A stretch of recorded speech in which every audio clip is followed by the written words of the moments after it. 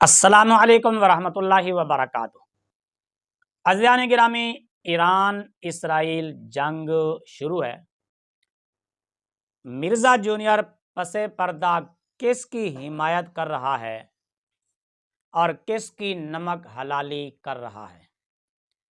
آج ہم اسی چیز سے پردہ اٹھائیں گے اور آپ دیکھیں گے کہ پردے کے پیچھے کیا کچھ ہو رہا ہے۔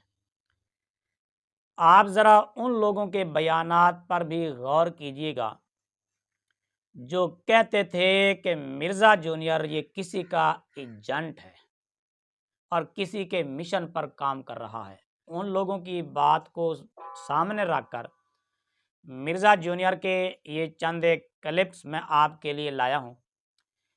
ان دونوں چیزوں کو آپ سامنے رکھ کر ان لوگوں کے بیانات جو اس کو کسی کا ایجنٹ کہتے تھے اور پھر مرزا جونیئر کے اپنے بیانات، اپنی گفتگو، اپنا بیان، اس کو بھی ذرا غور سے سنیے گا اور پھر آپ نتیجہ نکالیں، کومنٹس میں اپنی رائے کا اظہار کریں، تبصرہ کریں کہ مرزا جونیئر ایران اسرائیل جنگ کے دوران پس پردہ کیا کر رہا ہے، کس کی حمایت کر رہا ہے اور کن لوگوں کو ڈرا دھمکا رہا ہے۔ پہلے ذرا چند ایک کلپ اس کے سنیں، پھر آگے انشاءاللہ میں آپ کو مزید کچھ چیزیں بتاؤں گا۔ اس وقت جو پریزنٹ سچویشن چل رہی ہے اس میں ایران کو امریکہ کی بات مان لینی چاہیے اور ڈیل کر لینی چاہیے۔ اگر آپ ڈیل نہیں کریں گے تو آپ ان کا مقابلہ نہیں کر سکتے۔ لہذا اس وقت اگر وہ ڈیل کر لیں اور اپنی اکانومی کو درست کر لیں اور اچھے وقت کا انتظار کریں، تو یہ میں آج مشورہ نہیں دے رہا، آپ میری پرانی ویڈیوز دیکھیں، میں نے اس میں بھی یہی بات کی تھی کہ ٹارزن بننے کی کوئی ضرورت نہیں ہے بھائی، یا آپ کا کچومر نکال دیں گے۔ حالات و واقعات فیوریبل نہیں ہے نا، آپ نے حالات و واقعات کو دیکھ کر معاملات کو لے کے چلنا ہوتا ہے، خودکشی نہیں کرنی ہوتی۔ اسرائیل نے 1 درجن سے زیادہ اٹیکس کیے ایران کے اوپر، بڑی کامیابی کے ساتھ انہوں نے اٹیک کیے۔ میں سمجھتا ہوں کہ ایران کی آلموسٹ انہوں نے کمر توڑ دی ایک رات کے اندر ہی، اور ایران جو اتنے عرصے سے دعوے کر رہا تھا وہ اپنے دعووں میں اس طرح ثابت نہیں ہو سکے۔ سیدھی سی بات ہے، ایران نے جوابی حملہ کیا اسرائیل کے اوپر، 100 سے زیادہ ڈرونز پھینکے، لیکن اس سے ایز سچ کوئی بڑے لیول کا نقصان اسرائیل کا نہیں ہوا۔ زیادہ تر چیزیں تو انہوں نے انٹرسپٹ کر لی۔ پھر آئرن ڈوم جو ہے ان کا، وہ دنیا میں ایک مضبوط ترین ڈیفنس سسٹم ہے۔ اسرائیل نے دیکھیں ایئر اسٹرائکس کی ہیں، 200 کے قریب طیارے استعمال ہوئے ہیں، تو ایران کا کوئی طیارہ نہیں اڑا۔ ایران کے پاس طیارے ہے ہی نہیں ہیں، ان کے پاس وہی پرانے طیارے ہیں، میزائلز ان کے پاس موجود ہیں جو انہوں نے استعمال کیے ہیں، ایئر اسٹرائکس نہیں ہے۔ لیکن میزائل آپ کتنے پھینک لیں گے؟ تو کہانیاں کروانی چھوڑیں بھائی، پریکٹیکلی آپ معاملات کو دیکھ کر چلیں۔ میرا خیال ہے اب بھی جو ایک ونڈو رکھی ہوئی ہے پریزیڈنٹ ٹرمپ نے کہ اگر اب بھی ڈیل کے لیے آپ تیار ہو جاتے ہیں تو ہم ڈیل کر لیں گے، تو میرا خیال ہے بڑے ملکوں کو انوالو کر کے ڈیل کر کے ایران کو پیچھے ہٹنا چاہیے، اپنی اکانومی پہ توجہ دے۔ پہلے تو میں اس حق میں تھا کہ 2 اسٹیٹ سولوشن ہو، لیکن اب تو 2 اسٹیٹ سولوشن والے معاملے سے بھی ہم گئے۔ اب بہتر یہ ہے کہ ان مسلمانوں کو مواخات کی جائے، دوسرے عرب ملک ان کو اپنے ملکوں میں پناہ دیں۔ وہ 12 اور 13 جون 2025 کی درمیانی رات اسرائیل نے دہشت گردی کی ایکٹیویٹی پرفارم کرتے ہوئے 1 درجن سے زیادہ اٹیکس کیے ایران کے اوپر، اور بڑی کامیابی کے ساتھ انہوں نے اٹیک کیے۔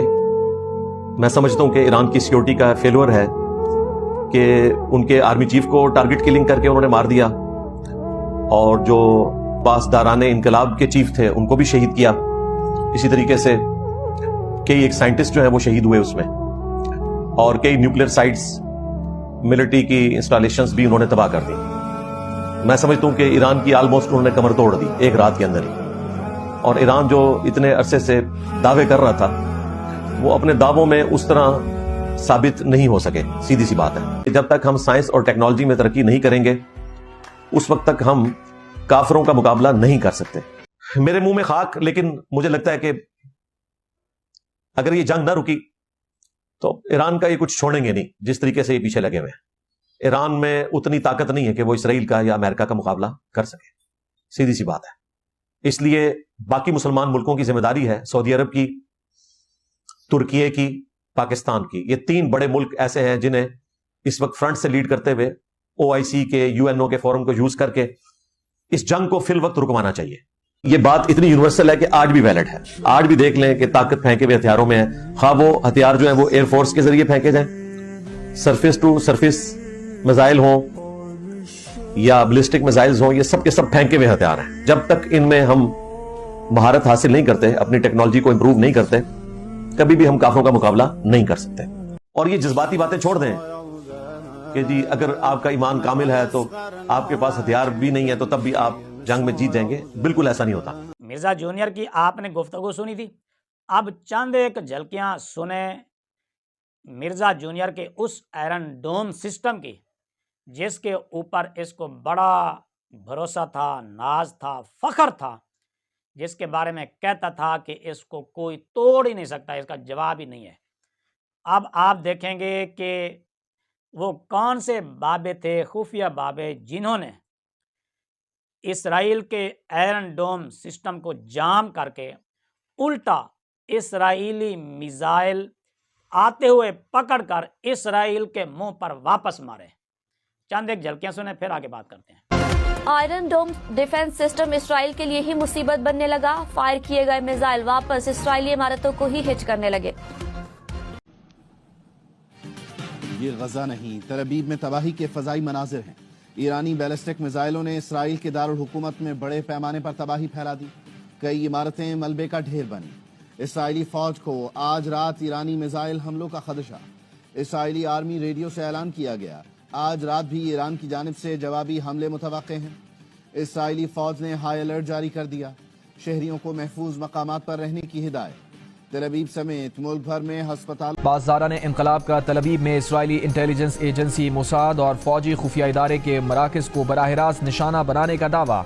ایرانی وزارت دفاع کا کہنا ہے کہ حملوں میں ان میزائلوں کو استعمال کیا گیا جن کو نہ ٹریک کیا جا سکتا ہے نہ روکا جا سکتا ہے. آئرن ڈوم ڈیفنس سسٹم اسرائیل کے لیے ہی مصیبت بننے لگا، فائر کیے گئے میزائل واپس اسرائیلی عمارتوں کو ہی ہٹ کرنے لگے. مرزا جی بتانا یہ کون سا بابا تھا جس نے یہ اسرائیلی میزائل پکڑ کر اس کے منہ پر واپس مارے؟ اور مرزا جی تو ہی بتا، یہ اسرائیلی خود جن کے آئرن ڈوم سسٹم پر ان کو بھی بھروسہ نہیں ہے جتنا تجھے بھروسہ تھا، وہ اپنے ملک کو چھوڑ کر کیوں فرار ہو رہے ہیں؟ یہ اسرائیلی اڈے کیوں خالی ہو رہے ہیں؟ کیوں ایئرپورٹوں سے لوگ بھاگ بھاگ کے جا رہے ہیں؟ کہاں گیا ان کا آئرن ڈوم سسٹم؟ ٹائم قیامت تک جواب دینا جائے اس کا، ٹائم قیامت تک کے لیے. یہ اسرائیل ہے جو کھنڈرات میں تبدیل ہو چکا ہے. دیکھ لے اپنی آنکھوں سے یہ منظر دیکھ لے. مرزا جی تو یہی سمجھ رہا ہوگا کہ ابھی تو خواب میں دیکھ رہا ہے، یہ سب کچھ نہیں، تو بیداری میں دیکھ رہا ہے، جاگتے ہوئے دیکھ رہا ہے، اپنی آنکھوں سے دیکھ رہا ہے. اور مرزا جی وہ کہاں گیا تیرا آئرن ڈوم سسٹم جس کے بارے میں تو مسلمانوں کو مشورے دیتا تھا کہ اسرائیل کے آگے لیٹ جاؤ؟ تمہارے پاس اسرائیل کے آئرن ڈوم سسٹم کا توڑ نہیں ہے. کہاں گیا وہ سسٹم؟ ٹائم قیامت تک جواب دینا جائے اس کا، ٹائم قیامت تک کے لیے. اور مرزا جی بتانا ذرا کہاں گیا تیرا اسرائیلی سسٹم آئرن ڈوم؟ کہاں گیا تیرے راکٹ لانچر؟ اور کہاں گئی تیری ٹیکنالوجی جس کا توڑ ہی نہیں تھا تو کہتا تھا؟ اب بتانا جو حشر اسرائیل نے غزہ کا کیا، فلسطینیوں کا کیا، آج الحمدللہ ہم اپنی آنکھوں سے وہی چیخیں، وہی منظر، وہی کھنڈرات، وہی بھگدڑ، وہی رونا دھونا اسرائیلیوں سے سن رہے ہیں جو ہم کسی وقت فلسطینیوں اور غزہ کے مسلمانوں سے سنتے تھے. میرے سیدھے سادے مسلمان بھائیوں، دیکھا آپ نے مسلمانوں کو کس طرح ڈرانے میں لگا ہوا ہے، کس طرح مسلمانوں کے حوصلے پست کر رہا ہے، کس طرح مسلمانوں کو مشورے دے رہا ہے. کبھی کہتا ہے کہ غزہ خالی کر دیا جائے، کبھی ایران کو مشورے دیتا ہے کہ وہ صلح کر لے اور ہتھیار ڈال دے اور ٹرمپ کی بات کو مان لے، یہودیوں کے آگے جھک جائے. کبھی کسی کو مشورہ دیتا ہے، کبھی مسلمانوں کو ڈرانے میں لگا ہوا ہے. کتنے کلپس میں نے آپ کو سنائے، سب کا خلاصہ حاصل کلام یہی ہے. مرزا جونیئر کا مقصد یہ ہے کہ مسلمانوں کو کافروں کے آگے لیٹ جانا چاہیے، ہتھیار نہیں اٹھانے چاہیے، اپنی ریاستیں، اپنے ملک یہود و نصارہ کے حوالے کر کے بس آرام سے ہاتھ پہ ہاتھ رکھ کر بیٹھ جانا چاہیے، کیونکہ ان کے پاس ٹیکنالوجی نہیں ہے، دفاعی نظام نہیں ہے، میزائل نہیں ہے، کوئی سسٹم نہیں ہے. اور مرزا جی تو بابوں کے بارے میں تو کہتا ہے کہ انہوں نے آج تک کچھ نہیں کیا، اور تو بتا، تو جو اتنا عرصہ ایک دفاعی سسٹم میں، دفاعی شعبے میں رہا، تو نے کیا کیا؟ مسلمانوں کو کیا دیا تو نے؟ میرے سیدھے سادھے مسلمان بھائیوں، اب بھی اگر آپ کو اس کے یہود و نصارہ کے ایجنٹ ہونے میں، اسرائیلی ایجنٹ ہونے میں کچھ شک ہے، اپنے ایمان کی فکر کیجئے۔ عرصہ دراز سے پہلے کہہ چکے کہ یہ بندہ ایجنٹ ہے، کسی کا ایجنٹ ہے، کسی کے ایجنٹے کو لے کر آگے چل رہا ہے اور کسی کے اشاروں پر کام کر رہا ہے۔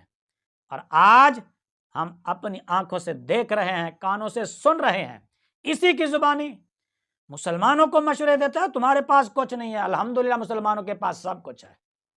مرزا جی کیا چیز نہیں ہے مسلمانوں کے پاس؟ کیا تو نے انڈیا اور پاکستان کی جو چند گھنٹوں کی جو جنگ تھی، اس ابھی تک تو تیری آنکھیں نہیں کھلی؟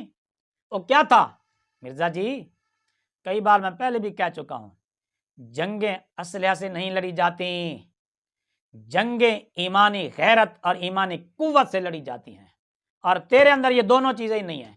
اسی لیے تو کہتا نا، جس طرح بھی تو بزدل ہے اور ڈرپوک ہے، تو سمجھتا ہے سارے مسلمان اسی طرح ہوں گے؟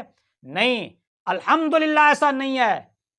مسلمانوں کے اندر شجاعت ہے، دلیری ہے، بہادری ہے، جذبہ جہاد ہے، ایمان کی خاطر، اسلام کی خاطر، اپنی بقا کی خاطر، اپنے ملک کی دفاع کی خاطر مسلمان سب کچھ قربان کرنے کے لیے تیار ہے۔